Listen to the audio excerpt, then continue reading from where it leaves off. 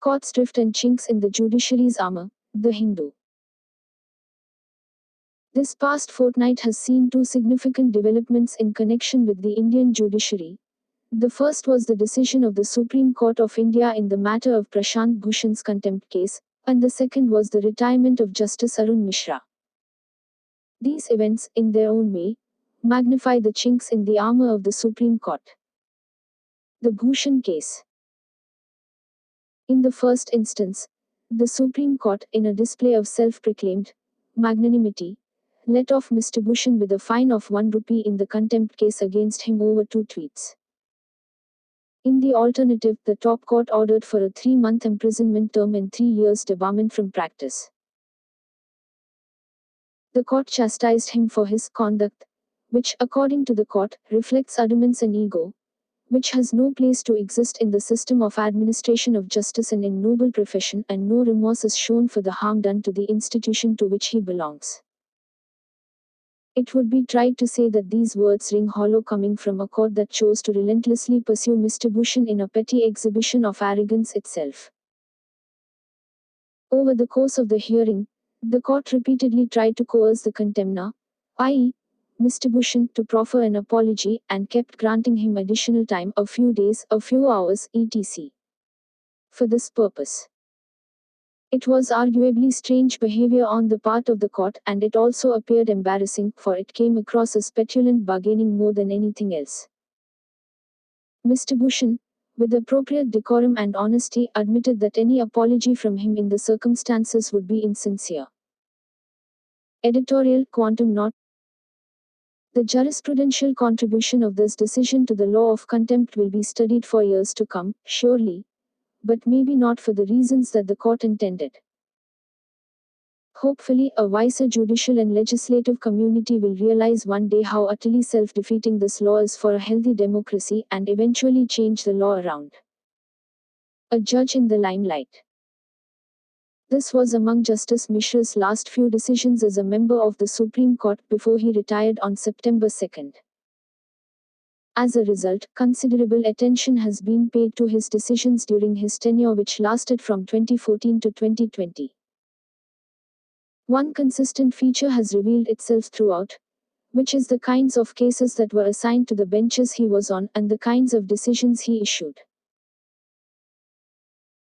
In the judge's press conference 2 years ago, the primary grouse was with the master of the roster system and the specific concern that politically sensitive cases, i.e., dealing with the executive, were being allocated to benches involving Justice Arun Mishra even if not mentioned by name.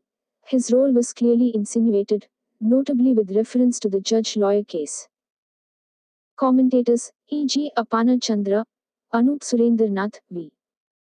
Venkatesan, have also conducted detailed analyses of Justice Arun Mishra's decisions, and studies have found that these were predictably in favor of the executive. In recent times, many columnists, leading scholars, and legal luminaries have speculated on the marked drift of the Supreme Court away from rights-based court to an executive court. Of course, to keep such a court going, a judge who is ever ready to step up to handle politically sensitive matters, and who can be relied upon to issue decisions that are in favor of the executive, is always useful. However, even as the limelight is on a judge such as Justice Mishra in circumstances like this, the role of the Office of the Chief Justice of India, CJI, in facilitating the creation of an executive court cannot be ignored. Also read, Justice. Allegations and suspicions have been voiced from within as well, with Justice Kurian Joseph suggesting that the assignment of work in the court during Justice Deepak Misra's tenure was remote-controlled. During his time, 2 judgments were delivered by the CJI's bench in matters to which he himself was a party. Through these judgments, the CJI defended the master of the roster system, indicating that the CJI was entitled to have unrestricted and untrammeled power in matters of case allocation. After the press conference, one hoped there would be rethinking on this, but nothing has really happened, and things have continued in the same way since. The master of the roster system was designed for a different era, and indeed, may have worked well in the past even, when we had very tall judges and judicial independence was rarely doubted. But things have changed now. Recall that the National Judicial Appointments Commission (NJAC) Act was struck down by the court on grounds of excessive executive interference in the selection of judges. But surely, this judgment is of no use if executive interference is anyway possible in more subtle ways. Executives chipping away. Theoretically, it is very easy for an all-powerful executive that is looking to seize control over the other arms of the state and especially an independent judiciary. There is no need to expend energy in packing the Supreme Court with pro-government judges. Finding over 30 judges who think alike would anyway be difficult, if not impossible. All that is needed is to ensure that certain, favorable, conditions exist in the court. These include a CJI who is on your side and a handful of other judges on the bench who are reliable. Unfortunate precedents in the recent past where CJIs have without compunction accepted politically colored post-retirement opportunities have not really helped. The competence of judges becomes irrelevant in the scheme of things. The combination of opaque systems like the master of the roster and a certain kind of CJI is sufficient to destroy all that is considered precious by an independent judiciary. Of course, this is far from being a hypothetical scenario and is, in fact, playing out in India right now. The truly independent and competent judges in the court have been relegated to adjudicating private disputes and are considered inconsequential. Many commentators have already pointed out how the last three CJIs all used the powers anointed upon themselves via the master of the roster to entrust sensitive and important matters to benches involving Justice Arun Mishra. The other thing to note is that these reliable judges not only ensure that the pro-executive nature of the court is sustained, but also serve to protect the CJI in times of crises. Again, this is not mere theory or speculation. As an example, the medical admission scam case during Justice Deepak Misra's tenure as CJI was handed over to Justice Arun Mishra's bench.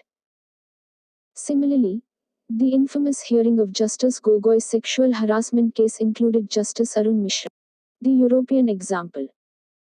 There is enough evidence that the master of the roster system does not work anymore. What we need today is legal certainty and a rules-based mechanism for allocation of cases, e.g., as followed by the European Court of Justice and the European Court of Human Rights, among many other jurisdictions where cases are decided not by full courts but by benches. This rule can be that cases are allocated randomly.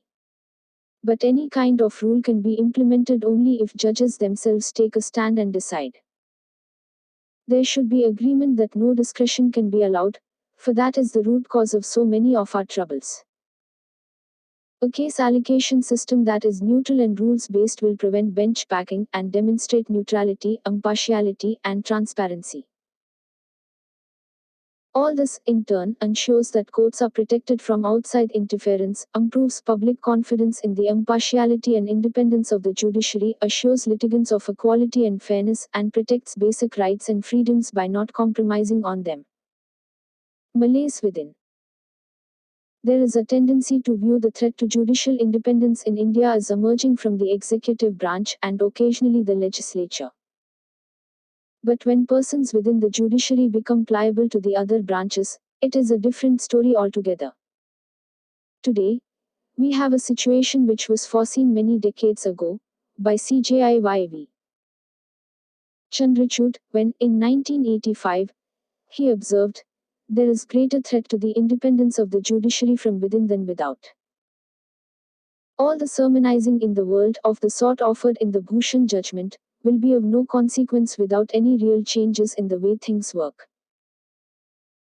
And indeed, it is important to note that Justice Arun Mishra's retirement is not likely to impact the situation.